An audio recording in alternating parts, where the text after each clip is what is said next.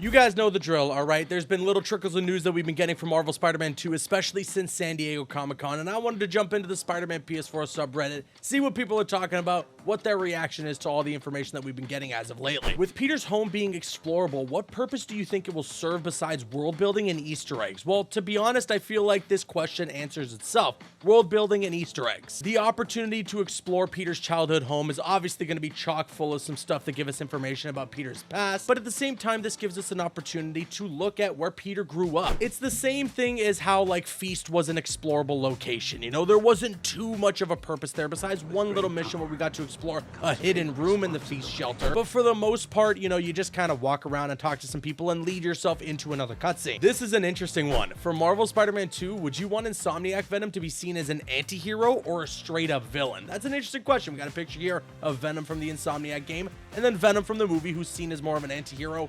I hope, and from what it seems like, they're just gonna make Venom a straight up villain in this game. Don't get me wrong, I don't mind the anti-hero approach, and I know there have been plenty of storylines where Venom is an anti-hero, but I prefer when Venom just wants to kill Spider-Man. And everything we've seen from Venom, especially from that story trailer, it looks like they're delivering us the monstrous villain we've all been hoping for a little while now. This person says, who in your opinion wins the fight between Peter with the symbiote and Miles? Well, within the game, I'd have to imagine it's gonna be Miles who somehow wins, but also with Peter trying to fight the symbiote himself. So it's not gonna be like it's an easy win for Miles and he just completely destroys Peter by any means, but also Miles has the Venom abilities now and he could spark a fire if he wanted to. That's one of the weaknesses of the symbiote. So let's not sell Miles short. He's also being trained by Peter. He knows a lot of Peter's moves. He knows a lot of Peter's tricks. He's not gonna see certain things coming, especially those symbiote abilities, but he's gonna have a bit of an understanding as to how Peter moves. Just as much as I'm gonna have an understanding that you're gonna hit the thumbs up on this video right now if you're looking forward to Marvel Spider-Man 2. This is great. Insomniac announces their next game after Wolverine, Spider-Cat,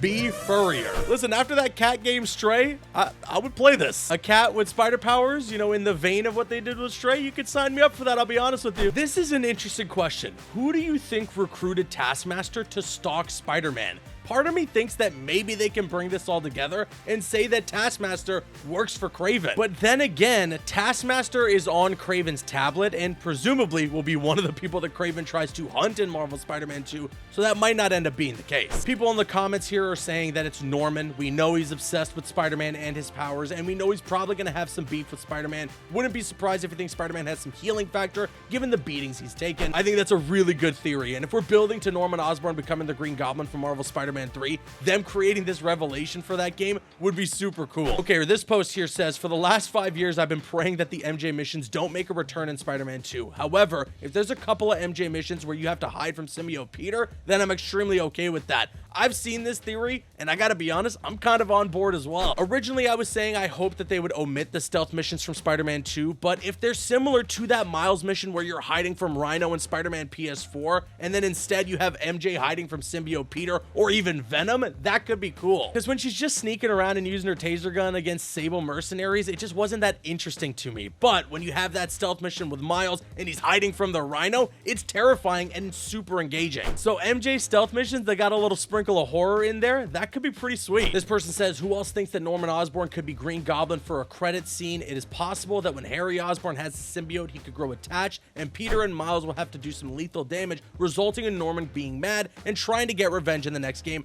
This has pretty much been my pitch for Marvel's Spider-Man 3. Harry is Venom, but obviously without the symbiote, he is sick and dying. Peter realizes that he has to remove the symbiote off of Harry because as Venom, he's wreaking havoc on the city. Harry then maybe dies without the symbiote. This drives Norman mad, and he might see that Spider-Man's the one to remove the symbiote off of Harry, or off of Venom, I guess. And then in this fit of rage, as he's going crazy, he becomes the Green Goblin. He uses the tech that we've seen already hinted at in Spider-Man PS4 that Oscorp has been making. And then you have your big villain for Marvel Spider-Man 3. And Green Goblin for me is the ultimate Spider-Man villain. So honestly, I hope it goes down this way. And hey, would you look at that? I made it into the subreddit actually for a tweet that I put out a couple of days ago. I said here, it's been confirmed that you can do the insane wall kick combo in Spider-Man 2 by simply tapping the attack button near a wall. The more you tap, the more kicks Spider-Man does. And funny enough, this was something that we all missed. This was confirmed all the way back in May by Aaron Jason Espinosa, one of the community managers working at Insomniac Games. I'm surprised that I missed it, and I'm sure a lot of people who found this out were surprised as well. But yes, the wall kick combo is something that's contextual to the environment around you. The closer you are to a wall, when you start tapping square, you're gonna start doing those wall kicks. And I honestly think that's super dope. I cannot wait for that. It makes me wonder if there's gonna be other gameplay mechanics in Marvel Spider-Man 2 that are similar to this one in terms of contextually to the environment. One of the things that I loved about Batman Arkham Knight is the way that you can start doing takedowns using the environment around you, depending on if you're close enough. So, you know, you can break a light off the roof, or you can throw somebody into the wall. Stuff like that was super cool, and I imagine they're going to implement things like that in Marvel Spider-Man 2 based on what Spider-Man's doing with those kicks. We're just going to have to wait and see now what they plan to do to take this a step further, if they're going to. If this is all we get, then so be it. I don't really mind. It's a cool animation, and it's a really cool feature to the gameplay that I know a lot of people are going to be very excited to perform themselves. We're definitely all going to get to a point in Marvel Spider-Man 2 with the gameplay where we're pretty much just striving to get every one of the thugs as close to a wall as possible so that we can perform this move. This person says here, Hot Toys did not have to go this hard with a black suit. I'm gonna have to agree. And I also found it interesting that Hot Toys confirmed that they're also gonna have the Iron Arms there. I wonder if that's gonna be something in the gameplay, because the Iron Arms have the symbiote wrapped around them. So are the Iron Arms gonna be a part of the symbiote gameplay as well? I'm very intrigued to see how that's gonna go down. This is some unfortunate news for a lot of the people out there who are trying to get their hands on the console covers for Marvel Spider-Man 2. It sounds like, based on what Insomniac is saying, they're not going to be restocking. I feel really bad, and I have seen that a lot of scalpers out there are selling it for some crazy prices, which is extremely unfortunate, honestly. All right, this person just says, goddamn. Let's check this out. What do we got? Okay. Oh, whoa, whoa, whoa. What is happening? Oh my God. Jeez. All right, Spider-Man. Okay. That's just like a look inside my mind whenever I see that somebody hasn't subscribed to the channel. Like, that was insane. There was a lot of spinning going around there, and I imagine that that thug is extremely dizzy. Okay, and this person here says, interesting form you got there, Miles. What do we got? Oh. Oh. Ooh. Very nice. Okay, that's actually getting me a little dizzy.